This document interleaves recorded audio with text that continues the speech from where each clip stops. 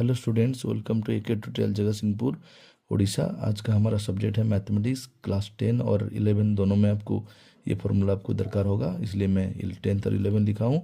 Topic है trick to remember section formula. आज मैं आपको ऐसा ट्रिक बताऊंगा जिससे आपको सेक्शन फार्मूला याद रह जाएगा। सेक्शन फार्मूला पहले किसे बोलते हैं? अगर एक लाइन दिया है और जिसका कोऑर्डिनेट दिया होगा सी, ए और बी दो पॉइंट है, सी इनमें से एक पॉइंट है जो ए बी के दरमियान में कहीं पर भी रह सकता है। मिडिल में अगर रहा तो ये मिड पॉइंट फार्मूला कहेगा। तो हमारा ए बी के दरमियान कहीं भी सी रह जाएगा। और सी का कोऑर्डिनेट में कितना लिया हूँ? x1 y1। और इसलिए इसको सेक्शन फार्मूला बोले जाता है क्योंकि इसका जो लाइन का रेशियो यहाँ पर दिया होगा, आपको यहाँ पर दिया है m/m1/m2। इतने रेशियो में ये लाइन को, ए बी लाइन को ये डिवाइड कर रहा है। तो हमें किस तरह हम फार्मूला याद रखें? ये जो मैं फार्मूला पर लिखा हूँ, x = m1x2 plus m2x1 divided by m1 plus m2। इसको हम कैसे याद रखें? और y = m1y2 plus m2y1 by m whole divided by m1 plus m2। तो आपको क्या करना है? आपको इस तरह लाइन एक बना देना है। कोऑर्डिनेट ए का कोऑर्डिनेट लिखना है, बी का कोऑर्डिनेट ए स्टार्ट होता है इसलिए इसे इसका कोऑर्डिनेट लिखना है x1 y1। बी का कोऑर्डिनेट इस तरह एंड में है x2 y2। और जो सी एक पॉइंट लिए हैं on the line A B, इसका कोऑर्डिनेट xy, जिसको हमको वैल्यू फाइंड करना है x और y का।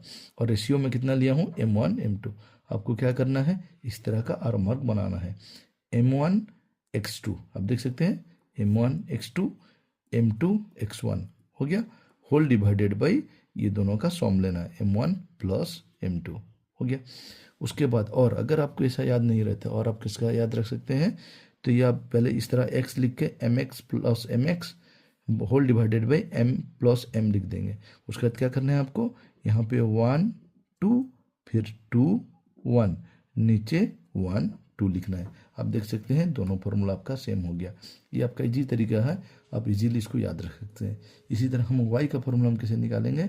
y में लिखने टाइम में फिर हमको इसी तरह यहाँ पर लाइन का रेशियो हम कितना है? m1 m2 दिया है।